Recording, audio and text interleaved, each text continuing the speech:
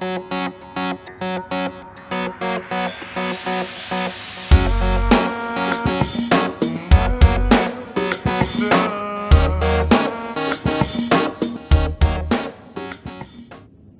bienvenue tout le monde sur Opinionimous, le renard. Alors, Fox, à vous, renard. Bonjour, chers auditeurs et chères auditrices.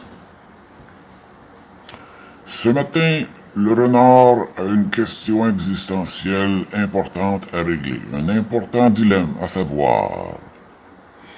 Pour un renard, qu'est-ce qui est le moins pire? Des plumes de poule dans la bouche ou des poils de chatte? Trêve de plaisanterie et sachez que les plus grandes choses s'accomplissent avec un cœur léger. Cependant, le reste va changer. Faisons une petite revue du conditionnement religieux. Qu'est-ce qu'on fait à un prêtre? On lui demande de se limiter. Il doit jurer pauvreté, il doit jurer chasteté, il doit jurer obéissance. Personnellement, c'est 0% en ce qui me concerne. Je ne ferai pas un bon prêtre. Et ensuite, puisqu'il s'est auto-confiné, il est le seul à pouvoir se déconfiner, mais demande la permission à un autre.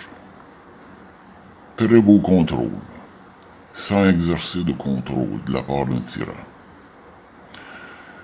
Maintenant, reportons-nous au confinement. C'est la même stratégie faite par les mêmes salauds, satanistes, kabbalistes. On suggère au monde de s'auto-confiner, de s'auto-mutiler, en suggérant que, avec un gros show de boucan, ça prend une grosse peur. On leur suggère, mettez-vous un masque sur le nez. Or, les masques qu'on leur propose ne filtrent pas les particules à 2-3 microns. C'est marqué sur les boîtes que ce masque ne protège pas des virus. Alors, pourquoi est-ce qu'on leur met un masque sur la gueule? Regardez bien. On accepte d'abord la suggestion de se auto-limiter. On s'empêche de parler. Lorsqu'on se place une main sur la gueule, c'est parce qu'on veut s'empêcher ou empêcher quelqu'un d'autre de parler. Or, on le fait soi-même. On nous tient par les peurs. Bon. Là-dessus, il y a un impact physique. Celui qui porte un masque va recycler ses propres microbes, sa propre salive, son propre CO2 et se prive d'oxygène. Je pense que le calcul a été mal fait. Le plus grave, c'est que la personne a accepté intérieurement, dans un programme secondaire, c'est comme un antivirus qui roule tranquillement à l'arrière du programme. Nous sommes victimes, nous sommes contrôlés, nous sommes limités, et nous acceptons de l'être. C'est très très très vicieux. Reportons-nous à comment est-ce qu'un prêtre devenait un prêtre. Victime totale. Ceci étant dit, l'inconfort s'installe, l'insécurité, la maladie, l'agressivité. J'en sais quelque chose parce que ces gens-là sont vraiment fatigants et exaspérants. Bon, que devons-nous faire avec ces gens? Ils se sont auto-victimisés. Ils sont peureux. Qu'est-ce qu'on peut dire ou qu'est-ce qu'on peut faire à un peureux? Peut-être lui poser une question ou deux, mais on ne peut pas le changer d'idée, parce qu'il va riposter avec véhémence. S'il a besoin de... il peut même tuer pour se défendre. Qu'est-ce que je peux faire?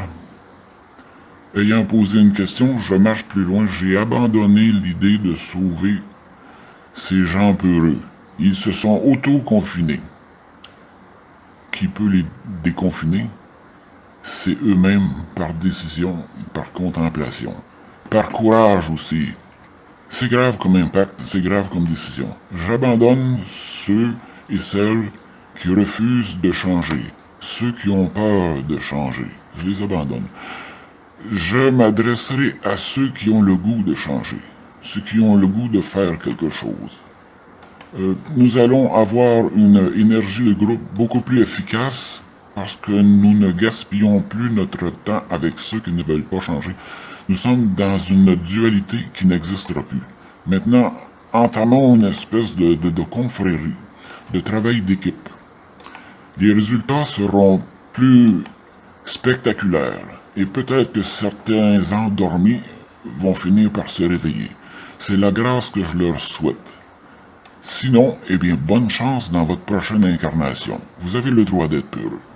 Pour poursuivre, la distanciation qui vient avec les fameux masques, se laver les mains, la peur et la haine du voisin.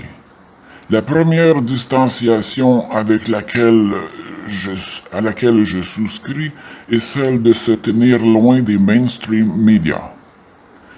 Pas 6 pieds, 6 kilomètres. C'est contrôlé, c'est de la mafia, c'est du mensonge, c'est des choux de boucan. Ils ont causé un tort extrême à la population. Je le sais pour y vivre. Le stress amène des maladies, des malaises physiques. C'est traumatique et il y a des stress post-traumatiques importants qui vont survivre, qui vont s'en suivre. Voilà les dommages collatéraux.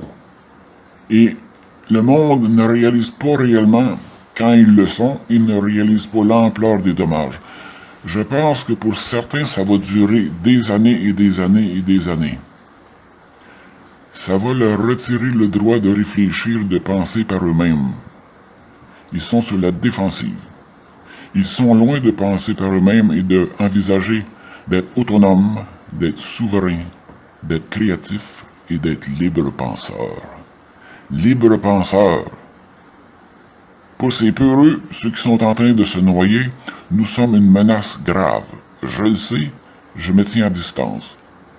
Je bénis leur affaire, mais je vais m'adonner à l'amour de soi encore plus. J'ai pu aimer l'humanité, mais je vais commencer par moi-même. Je vais m'aimer encore plus. Ce genre d'amour n'est pas matière à croyance, il est matière à démonstration. C'est pas une question d'autorité, mais c'est une question de perception et d'action. Chers médias, vous connaissez la chanson Le déserteur de Boris Vian sur YouTube? Monsieur le Président ou messieurs de la cabale, si vous voulez la guerre, allez la faire vous-même. Nous ne sommes pas vos pions. Changez votre rêve. Préparez-vous à quitter ce monde, messieurs de la cabale, parce que vous ne faites pas partie du futur de cette planète. Vos remote viewers, vos clairvoyants vous l'ont clairement dit. Et voilà que les choses vont se précipiter. Préparez-vous, vous y allez par choix. Et ma foi, bon débarras. Ceci étant dit, je salue tout le monde et spécialement ceux et celles qui ont le goût d'avancer. Préservez-vous, aimez-vous assez pour ne pas perdre votre temps avec ceux qui ne veulent pas changer. C'est leur droit de ne pas changer. Le mien est fort différent. Je change. L'éternité est faite d'une éternelle succession de moments présents. Et demain sera en fonction de ce que je pense aujourd'hui. Et je pense illimité et je vous en souhaite encore plus. Content de vous avoir parlé, préservez-vous, aimez-vous et à la prochaine, mes amis. Bonne journée, have a nice day.